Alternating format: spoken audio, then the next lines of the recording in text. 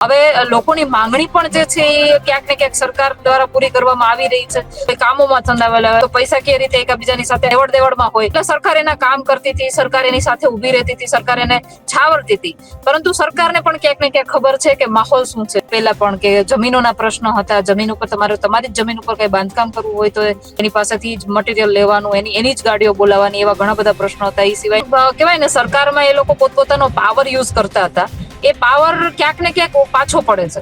નમસ્કાર, આપ જોઈ રહ્યા છો TV13 ગુજરાતી ડિજિટલ. હું છું આપની સાથે બંસી રાજપૂત.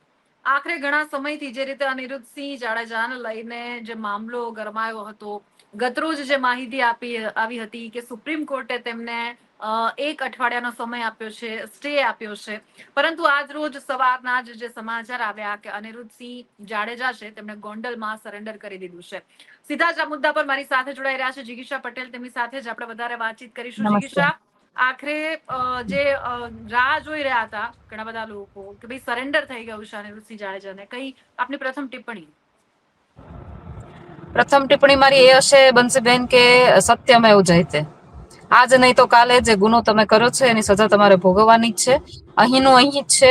એ વસ્તુ આજે કહેવાય ને કે કુદરતી રીતે અને ન્યાયિક રીતે પણ આજે સાબિત થઈ ગઈ. અને ખાસ કરીને હું કાલે હતી રીબડા અને ગોંડલની અંદર.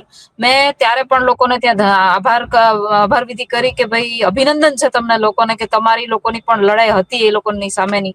તો આજે ક્યાંક ને ક્યાંક તમારી જીત થઈ છે. ઘણા સમયથી લોકો ત્યાંના હતા, એ પીડાતા હતા, ઘણા બધા એવા પ્રશ્નો હતા કે જે મેં કીધું પહેલા પણ કે જમીનોના પ્રશ્નો હતા. જમીન ઉપર તમારી જ જમીન ઉપર કઈ બાંધકામ કરવું હોય તો એની પાસેથી જ મટીરિયલ લેવાનું, એની જ ગાડીઓ બોલાવવાની, એવા ઘણા બધા પ્રશ્નો હતા. એ સિવાયના 2 નંબરના ધંધા હતા એના લોકો દ્વારા, દારૂનો વેપાર જેવા, શેર બજાર જેવા, સટ્ટો જેવા ઘણા બધા એવા ન્યુસન્સ હતા.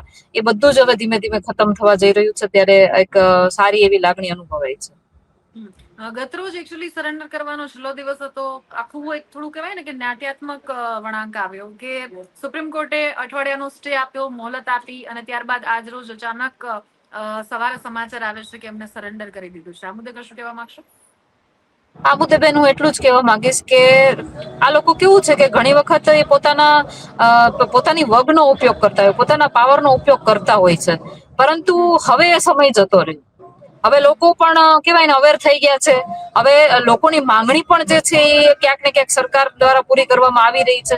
અને સરકારને પણ સમજાઈ ગયું છે કે આપણે આવા લોકોને છાવરવાથી સામાન્ય જનતા આપણાથી દૂર થઈ જશે. એટલે એ લોકો પોતાના પાવરનો યુઝ કરે છે, પણ ક્યાંક ને ક્યાંક પાછા પડે છે એવું આજે દેખાઈ આવી રહ્યું છે. ક્યાંક ને ક્યાંક એની જે સ્ટ્રોંગનેસ હતી એ વીક થઈ રહી છે, નબળા પડી રહ્યા છે એવું પણ દેખાઈ આવી રહ્યું છે. એટલા માટે જ કંઈક અલગ લાગણી હતી. અને બેન જોગાનું જોગ એવું બન્યું કે 18 તારીખે એનો છેલ્લો દિવસ હતો અને અમે સરદાર સન્માન યાત્રા લઈને આજે નીકળ્યા છીએ ને એને કાલે 8મો દિવસ હતો. 8મા દિવસે અમે ત્યાં રીબડામાં હતા. એટલે એક કહેવાય ને કે જોગાનું જોગ એક એવો સંયોગ પણ બન્યો કે જે દિવસે એને સરેન્ડર થવાનું હતું ને તે દિવસે અમે સરદાર સાહેબને લઈને ત્યાં ગયા હતા. અને સરદાર સાહેબના વિચારોને લઈને ત્યાં ગયા હતા કે અન્યાય સામે લડો, સિંહનું કાળજું રાખો અને ઘરની વાત ઘરમાં રાખો. બિલકુલ, બિલકુલ. એક વરિષ્ઠ પત્રકાર સાથે મારી વાતચીત થઈ રહી હતી. તેમનું જયારે કેવું હતું કે આ મુદ્દા પર સરકાર કશું બોલવા નથી માંગતી, પરંતુ સરકારને પણ જે જોઈતું હતું એ આડકતરી રીતે મળી ગયું છે પ્રકારનું. કારણ કે જે રીતે ગોંડલ, રીબડા આ જ વિસ્તાર છે તેમાં જે આંતરિક એક લડાઈ વર્ચસ્વ માટેની કે એ જે જોવા મળી રહી છે. સતત તમે લોકો આ મુદ્દા પર પ્રકાશ પાડતા રહ્યા છો, એના પર આંદોલન કરતા રહ્યા છો. અને આ જે ઘટના ઘટી હતી કે જે પૂર્વ ધારાસભ્ય છે પોપટભાઈ સોરઠિયા, એમના મતલબ હત્યાને લઈને ઘણા સમયથી આ મુદ્દો છે તે ચર્ચામાં હતો. જે રીતે છેલ્લા થોડા સમયના ઘટનાક્રમની વાત કરવામાં આવે તો ઘણા નાટ્યાત્મક વળાંકો આખા સમગ્ર મુદ્દા પર જોવા મળ્યા છે. જિગીષા, જો આમાં બેન મને જ્યાં સુધી સમજ પડે છે, હું રાજકીય માણસ નથી, હું સામાજિક માણસ છું. સમાજના મુદ્દા ઉઠાવું છું, સામાન્ય લોકોના મુદ્દા ઉઠાવું છું. એટલે મને વધારે આમાં સમજ નથી પડતી. પણ હા, મને એટલી ખબર છે કે જે પણ કહેવાય ને સરકારમાં એ લોકો પોતાનો પાવર યુઝ કરતા હતા. એ પાવર ક્યાંક ને ક્યાંક પાછો પડે છે. પેલા સરકારને એવું હતું કે આ લોકો આપણને 2 નંબરના ધંધાઓ એના ચાલતા હતા. સરકારને ફંડ જોતું હોય, પાર્ટીઓને ફંડ જોતું હોય એટલે ન છૂટકે એ લોકો એની સાથે સંડોવાયેલા હોય, કોઈ કામોમાં સંડોવાયેલા હોય, અથવા તો પૈસા કેવી રીતે એકબીજાની સાથે લેવડ દેવડમાં હોય. એટલે સરકાર એના કામ કરતી હતી, સરકાર એની સાથે ઉભી રહેતી હતી, સરકાર એને છાવરતી હતી. પરંતુ સરકારને પણ ક્યાંક ને ક્યાંક ખબર છે કે માહોલ શું છે, નીચેનો માહોલ શું છે, લોકો એના વિશે શું વિચારી રહ્યા છે, લોકોને શું જોઈએ છે, લોકો કેટલા કંટાળી ગયા છે. અને છેલ્લા ઘણા સમયથી જયારે અમે અવાજ ઉપાડ્યો ને ત્યારે સરકારનું પણ કહેવાય ને કે આંખો ઉઘડી છે કે ભાઈ ઉપરથી આ લોકો જેવું દેખાડે છે ને એવું ગોંડલ નથી. ગોંડલની વાસ્તવિકતા કંઈક અલગ છે. અને સરકારને પણ જોઈતું હશે ને, સરકારને પણ સામાન્ય લોકો સાથે જોડાઈને રહેવું પડે, કારણ કે એને પણ વોટ જોઈએ છે. અને વોટની કિંમત શું છે હવે સામાન્ય માણસોએ, સામાન્ય જનતાએ દેખાડવાની છે.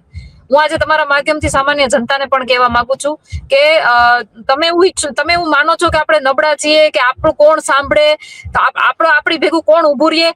હું એટલું કહેવા માંગુ છું કે તમારો વોટ છે ને, એ જ એક મહત્વની વસ્તુ છે. તમે એક માણસ એવું વિચારો કે હું મારો વોટ એવા માણસને આપીશ કે જે અમારા કામ કરશે, જે અમારી પડખે ઉભા રહેશે, જે કહેવાય ને કે જેને ખરેખર માણસો માટે કામ કરવું છે, સામાન્ય લોકોની પ્રશ્નોને વાચા આપવી છે, એવા માણસને તમે વોટ આપશો ને તો તમારું સારું જ થવાનું છે, આગળ તમારો વિકાસ જ થવાનો છે. પણ જો તમે ભયમાં રહી અને તમે એવું વિચારીને વોટ આપશો કે નહીં, આને વોટ નહીં આપીએ તો પછી આપણું જીવનનું મુશ્કેલ કરી દેશે, એવું વિચારીને વોટ આપશો ને તો તમારે ગુલામી જ કરવાની છે. આખી જિંદગી તમારે ગુલામી જ કરે, તમારી થોડા પેઢીને દિવસ પણ તમે એ શીખવાડી દો. પહેલા એમના દીકરાએ પણ આગોતરા જામીનની અરજી કરી હતી, એ પણ ફગાવી દેવામાં આવી હતી. ત્યારબાદ એમને સરેન્ડરનો છેલ્લો દિવસ, અને હવે એમને સરેન્ડર કરી દીધું છે. તમે જે રીતે વાત કરી રહ્યા છો કે પ્રજાનો વોટ ખૂબ જ મહત્વ રાખે છે, ગોંડલ રીબડાનું જે વાતાવરણ છે એમાં ફરક પડશે, પ્રજાને બૂસ્ટ મળશે, એક હિંમત આવશે, એવું લાગી રહ્યું છે આ ઘટનાથી? મેં કાલ તમને વાત કરું કે હું પહેલી વાર જયારે ગોંડલ ગઈ હતી, રાજુભાઈ સખિયાની ઓફિસેથી મેં આખી ફાઇલ વાંચી અને મીડિયાની સમક્ષ એનો ચિઠ્ઠો રાખીને મૂક્યો હતો. ત્યારે મારી સાથે લોકો જોડાવા માટે ડરતા હતા. મને ફોન આવતા હતા કે અમારે તમારી સાથે વાત કરવી છે, પણ અમે તમને મળશું તો અહીંયા અમારું જીવન મુશ્કેલ કરી દેશે. બીજી વખત જયારે હું ગોંડલ ગઈ ત્યારે હું અલ્પેશભાઈ કથિરિયા અમે બધા ગોંડલ ગયા હતા, ત્યારે ઘણા બધા લોકો સામે આવ્યા હતા, અમારા સમર્થનમાં પણ આવ્યા હતા, અને એક એવો માહોલ મિશ્ર પ્રતિસાદ હતો. એક સાઈડ વિવાદ થતો હતો, એક સાઈડ અમારું સમર્થન થતું હતું. ત્રીજી વખત જયારે હું સરદાર સાહેબને લઈને ગોંડલમાં ગઈ ત્યારે તમે જોયું હશે કે કેટલા બધા લોકો મારી સાથે જોડાયા હતા અને પોતાની લાગણી, પોતાની વેદના ઠલવતા હતા.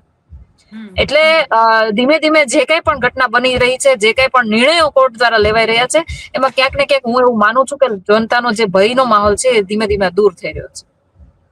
થેન્ક યુ સો મચ જિગીશા, મારી સાથે જોડાયા અને તમારો સમય આપ્યો, અને આખો જે મુદ્દો છે તેના પર તમે વિગતે વાત કરી. આભાર તમારો સમય આપવા બદલ. થેન્ક યુ, આભાર. તો આ હતા જિગીશા પટેલ, કે જે સતત ગોંડલ અને રીબડાના મુદ્દે પોતાનો જે અવાજ છે તે ઉઠાવતા રહે છે. અત્યારે જે રીતે અનિરુદ્ધસિંહ જાડેજા છે, જયારે આપણે આ વાતચીત કરી રહ્યા છીએ તે સમયે તેમણે સવારના સમયે અચાનક સમાચાર આવે છે કે ગોંડલથી તેમણે જે સરેન્ડર કરવાનું હતું, તો એમને સુપ્રીમ કોર્ટમાંથી એક હપ્તાનો એટલે કે એક સપ્તાહનો સમય મળ્યો હતો, સ્ટે આપ્યો હતો, પરંતુ તેમણે સરેન્ડર કરી દીધું છે. હવે આગળ આ મુદ્દા પર કેવા રાજકીય વળાંકો આવે છે, કે નેતાઓની કેવી પ્રતિક્રિયા આવે છે, તે તમામ પર નજર હશે. આપ જોતા રહો TV13 ગુજરાતી ડિજિટલ. મને આપશો રજા. નમસ્કાર.